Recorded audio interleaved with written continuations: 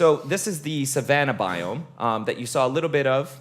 I'm actually right behind, right in front of the crashed satellite in this particular video. And I just wanted to do a quick pan because you see how much life already that brings. So you see leaves moving in the wind. You see it affecting the particles. You see it affecting the grass. And again, this is the wind flowing through. This just happens. So now, again, this is set on a per biome level. But even at a per biome level, that scale is pretty gigantic. So on the left, we have a pre-baked one. Now, all these little gizmos you see there are actually joints. So there's 30, 40 joints moving this around. Now, these two tarps are actually placed on boxes. I've removed the boxes, obviously. So it takes a certain amount of markup to still get our entity cloth reacting to this. I've also got now a wind entity that we just talked about, and I'm going to move it over the dynamic one. Did the video pause? Why did the video pause? I'm sorry, I got excited and I clicked on it. So you see, as it moves around, that actually reacts very realistically to it. And again, it's marked up as if it's on boxes, and we do this just with vertex colors. So we can make an asset, we can mark it up, and as you see, when I move the wind entity over the animated object, nothing happens, right? Because this is just a pre-canned animation doing the same thing, and this will collide with players, this will move into any of the wind direction changes, and as you see, I'm just pulling it all over it. So if any explosion happens, let's get this video going because I'm already going over time. Sorry. All right, so I've got a quick video. I just threw an M50 down on Daymar, and I got a couple deck crew taking care of it. I was getting lonely. So you see, I spawn up this cloth, and it keeps pausing. Sorry about that. I spawn the cloth in, and I just turn on our AI physics, and basically physics starts simulating, and that drapes over the ship just as you would expect it to. So now I keep playing around with it a little bit, and there's so many different properties actually exposed directly to the designers for something like that. So I need to mention that this is a hyper-efficient simulation, and there's a certain amount of, it's a user-defined variable for friction.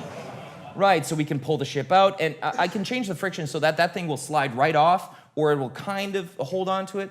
But now I'm going to do something a little more extreme. And this is where you really need the self-collision. It's a purely deterministic simulation, regardless of the frame rate and time step size, which is a big, big deal for us. It's also unconditionally stable, so it's never going to explode and will fully recover.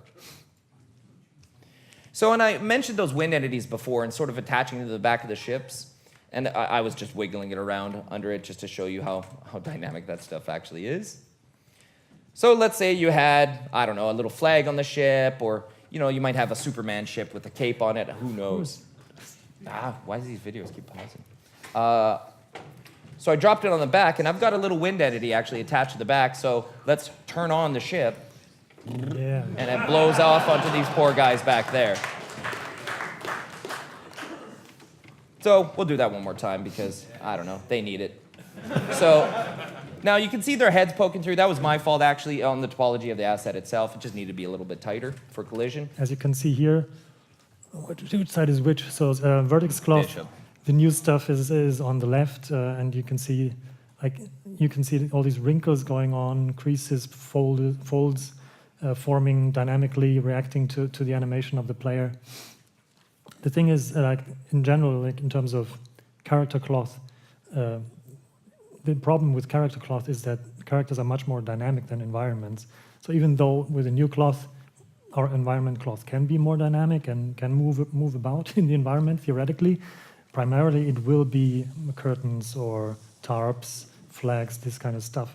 A cloth on a character needs to undergo much more stress because who knows what the player ends up doing with the character. They jump out of their ship and expect to land somewhere, and their cloth still looking nice and neat. So for the physics solver, that's very demanding. So we're quite happy that this new solver is very stable. It doesn't explode. Sometimes, for more extreme cases, you need to help the solver a little bit. And that's not the final product, but we do it on purpose. Yes, I think when you're a physics programmer and you've been working on your code for so long, the first moment you see stuff like that, it's like you're super happy because that's already a big breakthrough. We've color-coded these individual sheets so we can see where they interpenetrate if they do, but it's already pretty clean, and that was one of the first tests we did. So Chris Rain has clearly done a tremendous job there. So Hurston Security. Yeah, so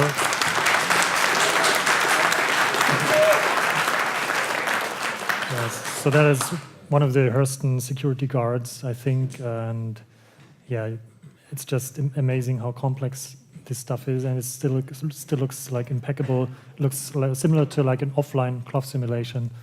And ultimately, with this system, what I'd like to do is like simulate as many objects as we can. Like currently, most of these more like dangling, free-hanging cloth things are simulated.